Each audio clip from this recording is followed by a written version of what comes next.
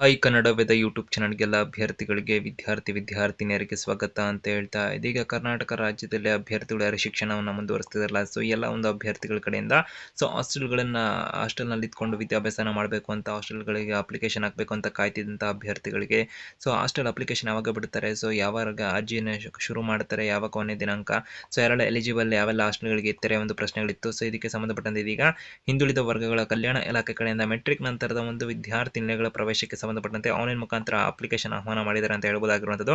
Complete ಮಾಹಿತಿ ನೋಡಿದ್ರೆ ತಿಳ್ಕೊಂಡು ಬರ್ತಾರೆ. ಆಕ್ಚುಲಿ ಅಪ್ಡೇಟ್ಸ್ ಇನ್ಫಾರ್ಮೇಷನ್ ಮಾಹಿತಿನ ತಿಳ್ಕೊಳ್ಳೋದಕ್ಕೆ ಕನ್ನಡ ವೇದ ಯೂಟ್ಯೂಬ್ ಚಾನಲ್ಗೆ ಸಬ್ಸ್ಕ್ರೈಬ್ ಆಗ್ಬೋದು, ಬೆಲ್ ಐಕನ್ ಕೂಡ ಕ್ಲಿಕ್ ಮಾಡಬಹುದು ಅಂತ ಹೇಳ್ತಾ ಸೊ ಪ್ರಕಟಣೆ ಕೂಡ ಗಮನಿಸ್ತಾ ಇದ್ರೆ ಇಲ್ಲಿ. ಸೊ ಅಭ್ಯರ್ಥಿಗಳಿಗೆ ಜೂನ್ 2026 ಹಿಂದುಳಿದ ವರ್ಗಗಳ ಕಲ್ಯಾಣ ಇಲಾಖೆ ಕಡೆಯಿಂದ ಒಂದು ಪ್ರಮುಖ ಮಾಹಿತಿನ ಕೊಟ್ಟಿದ್ದಾರೆ ಅಂತ ಹೇಳ್ಬೋದಾಗಿರುವಂಥದ್ದು. ಸಾಮಾನ್ಯ ಪದವಿಯ ಒಂದು ಕೋರ್ಸ್ ಅಭ್ಯರ್ಥಿಗಳು ಇದೆಲ್ಲ ಸೊ ಇವರು ಅಪ್ಲಿಕೇಶನ್ ಹಾಕ್ಬೋದಾ ಇರುತ್ತೆ. ಯಾರು ಸಾಮಾನ್ಯ ಪದವಿಯ ಓದಿರ್ತಕ್ಕಂಥ ಅಭ್ಯರ್ಥಿಗಳು ಎಲ್ಲ ಡಿಗ್ರಿಯನ್ನು ಓದ್ತಿರ್ತಕ್ಕಂಥ ಇವರಿಗೆ ರಾಜ್ಯದ ಎಲ್ಲಾ ಜಿಲ್ಲೆಗಳಲ್ಲಿ ಇರ್ತಕ್ಕಂಥ ಒಂದು ಕಾರ್ಯನಿರ್ವಹಿಸ್ತಿರ್ತಕ್ಕಂಥ ಹಿಂದುಳಿದ ವರ್ಗಗಳ ಕಲ್ಯಾಣ ಇಲಾಖೆಯ ಮೆಟ್ರಿಕ್ ನಂತರದ ಅಂದ್ರೆ ಹೊಸದಾಗಿ ಅಭ್ಯರ್ಥಿಗಳು ಏನು ಪ್ರವೇಶವನ್ನ ಬಯಸ್ತಕ್ಕಂಥವ್ರಿಗೆ ಪ್ರವರ್ಗ 1 ಅಂದ್ರೆ ಕ್ಯಾಟಗರಿ 1 ಅಭ್ಯರ್ಥಿಗಳು 2A 2B 3A 3B ಅಭ್ಯರ್ಥಿಗಳಿಗೆ, ನಂತರದಲ್ಲಿ ಪರಿಶಿಷ್ಟ ಜಾತಿ ಮತ್ತು ಪರಿಶಿಷ್ಟ ಒಂದು ವರ್ಗ ಇರುತ್ತಲ್ಲ ಈ ಒಂದು ಅಭ್ಯರ್ಥಿಗಳಿಗೆ, ಇತರೆ ಜನಾಂಗದ ಅಭ್ಯರ್ಥಿಗಳು ಸೇರಿದಂತೆ ಸಾಮಾನ್ಯ ಪದವಿ ಓದ್ತಿರ್ತಕ್ಕಂಥ ಬಾಲಕ ಮತ್ತು ಬಾಲಕಿಯರಿಗೆ ವಿದ್ಯಾರ್ಥಿಗಳಿಂದ ಸೊ ಇವರಿಂದ 2026-27ನೇ ಸಾಲಿಗೆ ಆನ್ಲೈನ್ ಮುಖಾಂತರ ಅರ್ಜಿಯನ್ನು ಆಹ್ವಾನ ಮಾಡ್ತಿದ್ದಂಥ ಮಾಹಿತಿಯನ್ನು ಕೊಟ್ಟಿದ್ದಾರೆ. ವಿದ್ಯಾರ್ಥಿಯ ಪೋಷಕರ ವಾರ್ಷಿಕ ಆದಾಯದ ಮಿತಿ ಏನಿರುತ್ತಲ್ಲ SC ST ಮತ್ತು ಪ್ರವರ್ಗ 1 ಅಭ್ಯರ್ಥಿಗಳಿಗೆ 2.50 ಲಕ್ಷ ತನಕ ಇರುತ್ತೆ.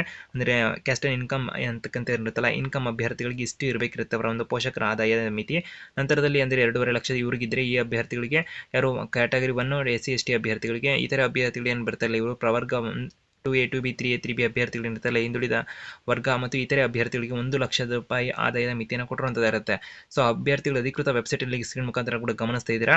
ಸೊ ಒಂದು shp.karnataka.gov.in ಅಂತಕ್ಕಂಥ ವೆಬ್ಸೈಟ್ನಲ್ಲಿ BCWD ಈ ವೆಬ್ಸೈಟನ್ನು ಸಂಪರ್ಕ ಮಾಡಬಹುದಾಗಿರುತ್ತೆ ಅಪ್ಲಿಕೇಶನ್ ಹಾಕಲಿಕ್ಕೆ. ಕೊನೆ ದಿನಾಂಕ ಬಂದ್ಬಿಟ್ಟು ಜುಲೈ 20, 2026 ಅಂತ ಮಾಹಿತಿಯನ್ನು ಕೊಟ್ಟಿದ್ದಾರೆ. ಸೊ ತಾಲೂಕುವಾರು ವಿದ್ಯಾರ್ಥಿನಿಗಳ ವಿವರ ಹಾಗೂ ವಿದ್ಯಾರ್ಥಿನಿಯರ ಪ್ರವೇಶಕ್ಕೆ ಇರಬೇಕಾದಂಥ ಒಂದು ಅರ್ಹತೆ ಆಗಿರ್ಬೋದು, ದಾಖಲೆಗಳನ್ನು ಸಂಬಂಧಪಟ್ಟಂತೆ ಸರ್ಕಾರಿ ಆದೇಶಕ್ಕಾಗಿ ವೆಬ್ಸೈಟನ್ನು ವಿಸಿಟ್ ಮಾಡಿದ ಮಾಹಿತಿಯನ್ನು ಕೊಟ್ಟಿದ್ದಾರೆ. bcwd.karnataka.gov.in ಅಂತ ಮಾಹಿತಿಯನ್ನು ಕೊಟ್ಟಿದ್ದಾರೆ.